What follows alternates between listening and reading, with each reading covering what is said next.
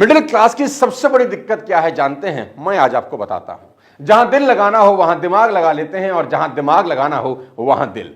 Personal और professional life को mix कर रखा है। मिडिल क्लास से बाहर निकलने के लिए हमें यह समझना ही होगा कि लाइफ के डिसीजंस इमोशंस में आके कभी ना लें।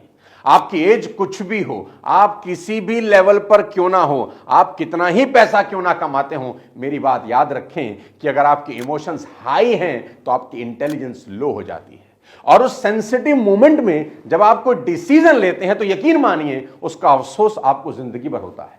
मिडिल क्लास के हम लोगों को इमोशंस कंट्रोल करता है, हम इमोशंस को कंट्रोल नहीं कर पाते। दोस्तों, अगर बुलंदी पर पहुंचना है और मिडिल क्लास ट्रैप से बाहर निकलना है तो याद रखना, पर्सनल जीवन की दिक्कतों और परेशानियों को अपना फ्यूचर बनाने के रास्ते में कभी मत आने देना। और देखो, यही बात कृष्ण समझा रहे हैं अर्जुन को कुरुक्षेत्र में कि करोड़ों लोग और कई देशों के राजा आज युद्ध भूमि कुरुक्षेत्र में इकट्ठा हुए हैं तुम्हारा साथ देने को, इस विश्वास से कि अर्जुन धर्म के लिए लड़ेगा और उस घमंडी दुर्योधन को उसकी की गई गलतियों की सजा मिलेगी।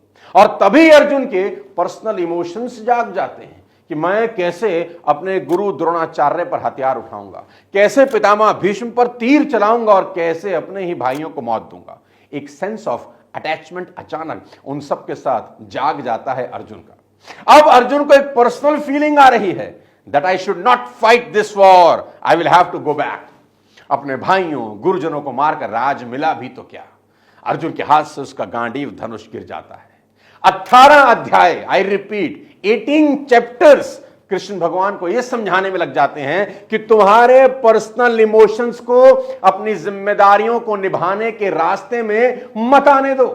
तुम पर्सनली क्या सोचते हो इसकी कोई जगह इस कर्म भूमि में नहीं है।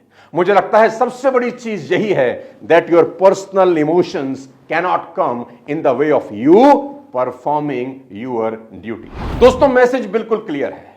पर्सनली आपकी जिंदगी में कई दिक्कतें हो सकती हैं, लेकिन उसका असर आपकी प्रोफेशनल जिंदगी यानी आपकी कर्म भूमि के ऊपर कभी नहीं पड़ना चाहिए। A kingdom can not suffer because of the emotions of the king.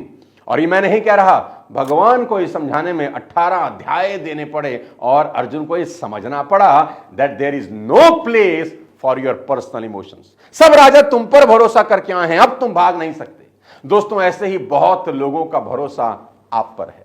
Personal जीवन में आई तकलीफों को प्रोफेशनल जिंदगी में कभी हावी नहीं होने देना, क्योंकि तकलीफें तो हर दिन कोई ना कोई रूप बदल कर आती ही रहेंगी। अपने इमोशंस को कंट्रोल में रखना ही होगा। कृष्ण ने युद्ध शुरू होने से पहले अर्जुन को एक कमिटमेंट किया कि मैं इस युद्ध में तेरा सारथी बनूंगा। कृष्ण बोले, अब न मैं भाग सकता हूं और ना तुझे ही भागने दूंगा।